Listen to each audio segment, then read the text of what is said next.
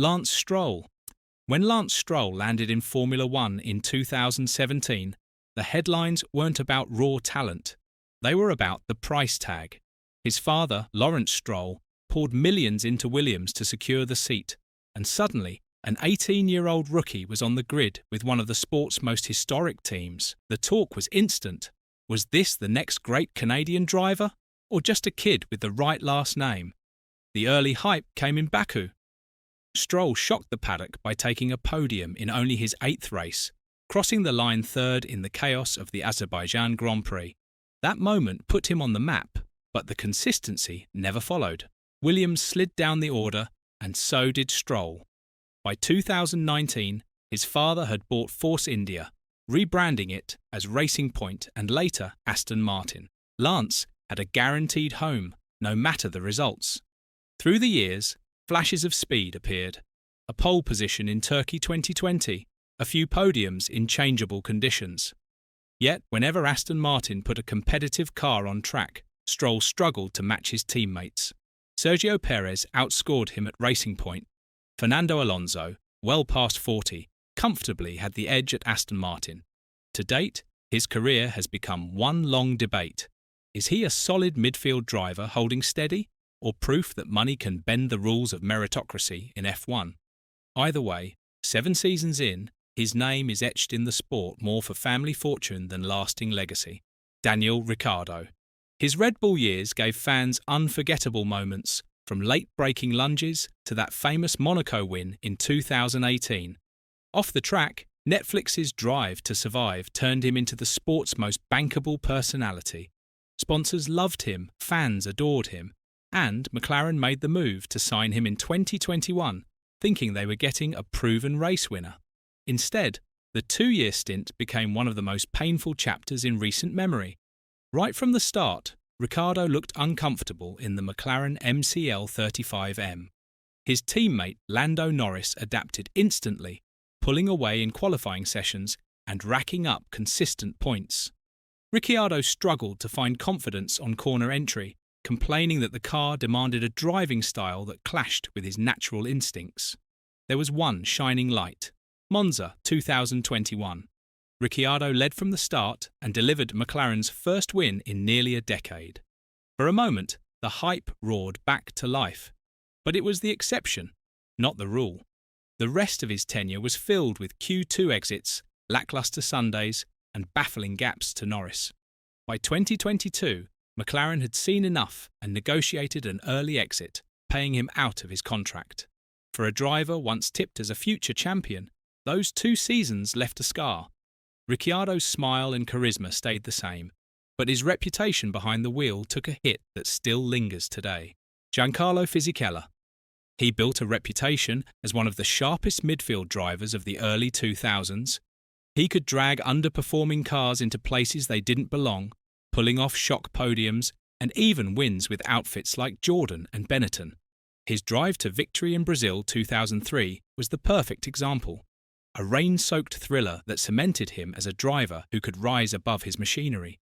That reputation earned him a dream seat at Renault in 2005, right when the team was on the brink of back-to-back championships.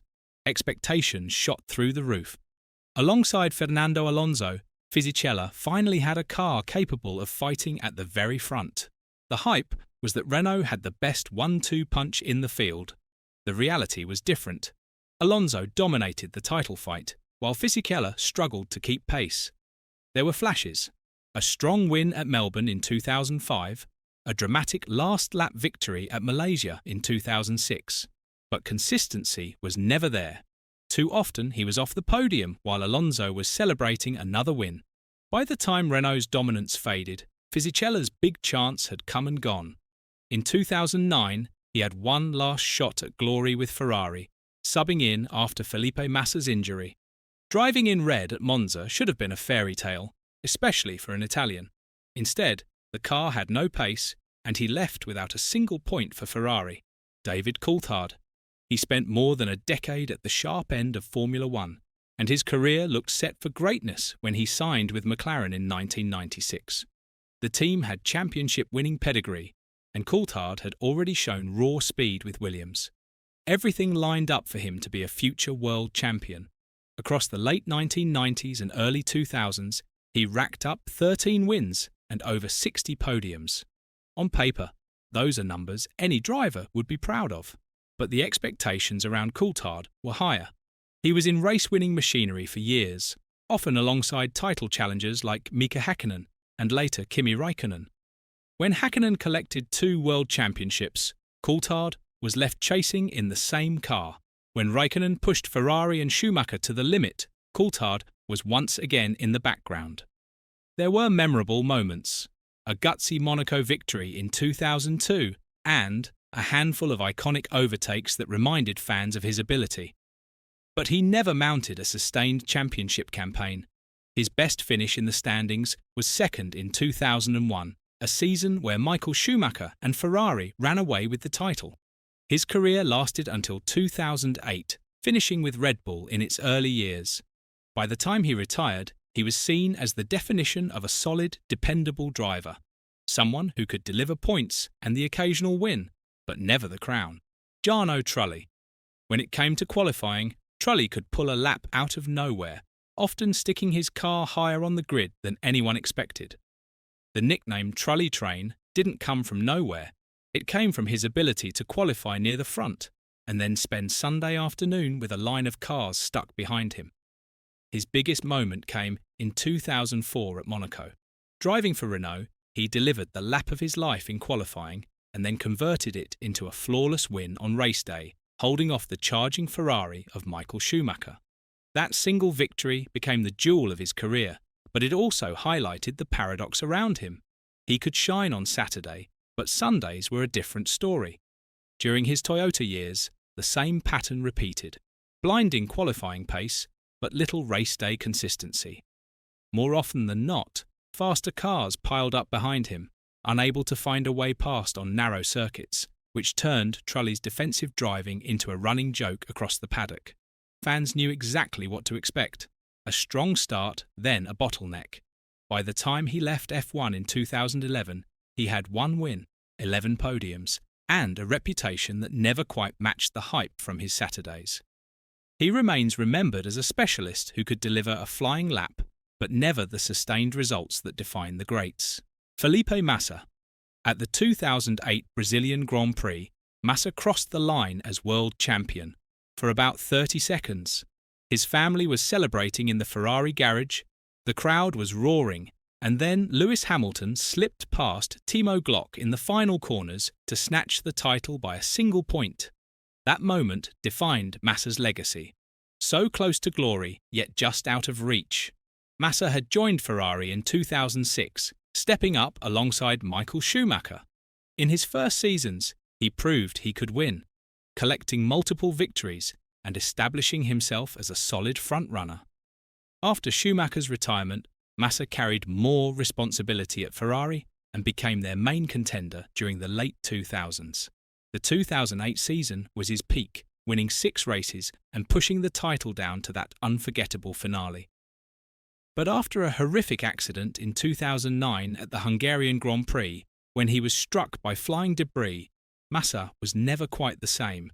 He returned in 2010, but Fernando Alonso quickly established himself as Ferrari's leader, and Massa slipped into a supporting role. Over the next few years, he picked up podiums, but rarely threatened for wins again. When he moved to Williams in 2014, the partnership produced a few strong performances, including podiums, yet the magic of his Ferrari years never returned. By the time he retired in 2017, Massa was remembered as a loyal, emotional driver who had the talent to fight at the top, but whose greatest triumph was cruelly taken away in seconds: Mark Webber. He entered Formula One in 2002 with a bang, scoring points on debut in a struggling Minardi.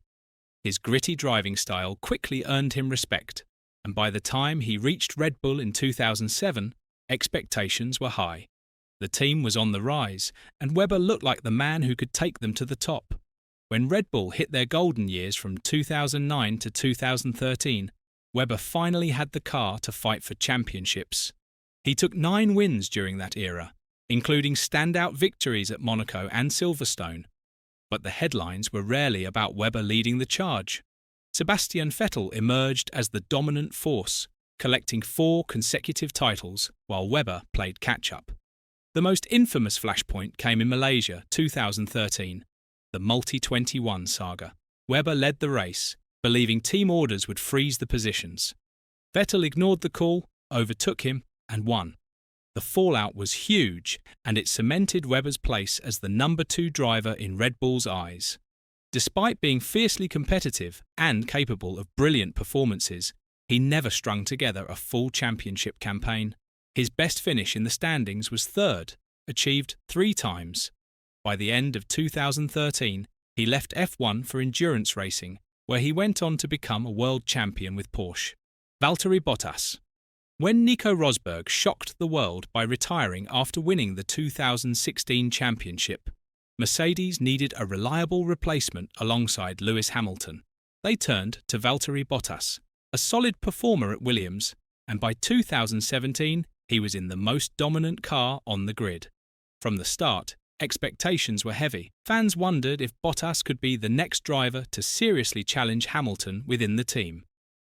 Bottas's debut season brought promise. He scored wins in Russia and Austria and ended the year 3rd in the championship. In total, he would collect 10 wins with Mercedes across 5 seasons. On paper, that looks strong. The problem was timing. Mercedes was untouchable during those years, and Hamilton turned that dominance into 4 straight titles. Bottas, meanwhile, never mounted a true title fight. His role in the team became clear: deliver points, secure the Constructors' Championship, and back up Hamilton. There were moments where he looked capable of more: a dominant win in Melbourne 2019, or his "to whom it may concern" radio message after silencing critics in Australia. But the consistency wasn't there. Too often, he finished adrift of Hamilton or lost ground in wheel-to-wheel battles. By 2021, Mercedes had seen enough and signed George Russell as Hamilton's future partner. Bottas moved to Alfa Romeo, where his experience brought stability but no return to the front. Today, he's remembered as a quick qualifier and dependable teammate, but his years in the best car of the era branded him as the ultimate number 2 driver, steady, professional, and always in Hamilton's shadow. Esteban Ocon. Backed early by Mercedes, he was billed as a future world champion before he even had a full-time seat. His junior career backed it up: Formula 3 champion, GP3 champion, and a driver who beat Max Verstappen in the European junior ranks. When he finally broke into F1 with Manor in 2016, the hype was already there. A year later, Ocon moved to Force India and quickly built a reputation as a fighter. He scored points consistently and earned headlines for his fierce on-track battles with teammate Sergio Perez.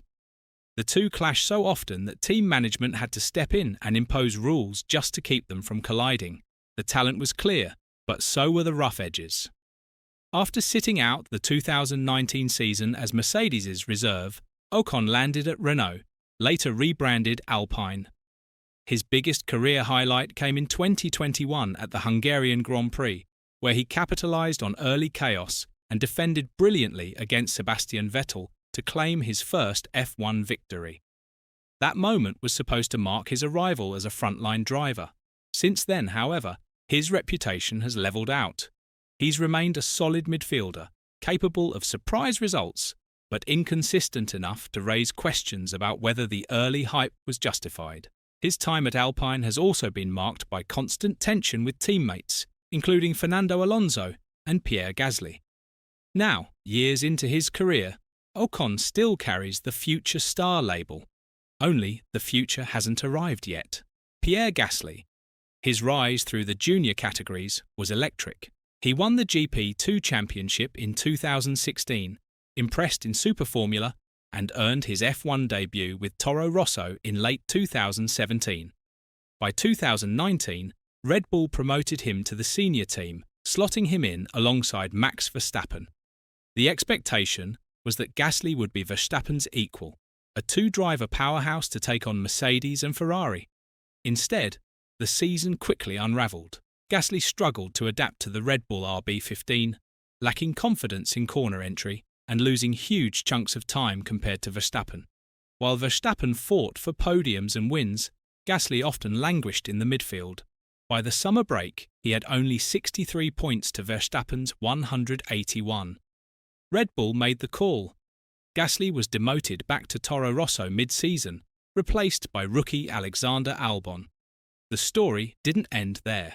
Gasly rebuilt himself with Toro Rosso, later AlphaTauri, and delivered the highlight of his career at the 2020 Italian Grand Prix. In a chaotic race at Monza, Gasly kept his cool and claimed a stunning victory, his first and only win in Formula One.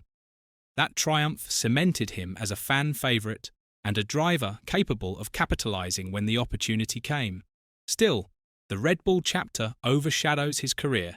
He has remained a solid midfielder, now racing with Alpine, but the question lingers.